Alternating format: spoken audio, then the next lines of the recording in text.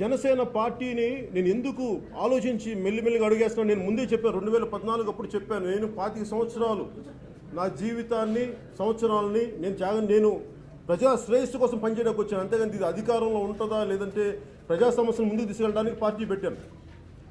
అలాగే కాకపోతే ప్రాక్టికల్గా నేను చూడాలి. ఎందుకంటే మనం టూ ఐడియలిస్టిక్ పాలిటిక్స్ మాట్లాడాలని నాకు ఇష్టం. నేను ఐడియలిస్టిక్ నాకు పర్సనల్గా నేను వ్యక్తిగతంగా ఉండగలను, ఎలా ఉండగలను. కానీ నా ఐడియాలజీ అందరి మీద రుద్దాలి, అందరూ పరిపూర్ణంగా ఉండాలని నేను కోరుకున్నాను. ఎందుకంటే మన రోడ్డు మీదకి వెళ్తేనే ట్రాఫిక్ ఒకలా ఉండదు, అందరిని అడ్జస్ట్ చేసుకుంటూ వెళ్ళాలి. అలాంటిది నేను ఒక్కడనే బతకగలనేమో, కానీ నేను బతికేది అందరినీ బతకమంటే చాలా కష్టం. అందుకే నేను ఉన్న దాంట్లో కొంచెం ప్రాక్టికల్గా ప్రాగ్మాటిక్గా నేను ముందుకెళ్ళడానికి ప్రయత్నం చేస్తాను.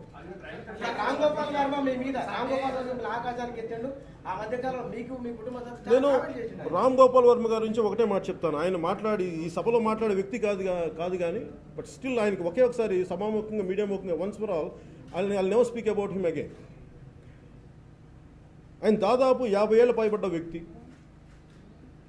ఆ మధ్యనే పెళ్లి చేసిన కూతురు, పైగా పెళ్ళి అయిన కూతుర్ని పెట్టుకొని పోర్నోగ్రఫీ ఫిల్మ్స్ని నేను కలెక్ట్ చేసుకుంటానని చెప్పి వ్యక్తి మాటలు నేను దానికి ఏం గౌరవం, ఏం మాట్లాడమంటారు? ఆయన మాట్లాడి ఒక రోజు నన్ను ఎత్తచ్చు, ఒక రోజు నన్ను తగ్గించవచ్చు.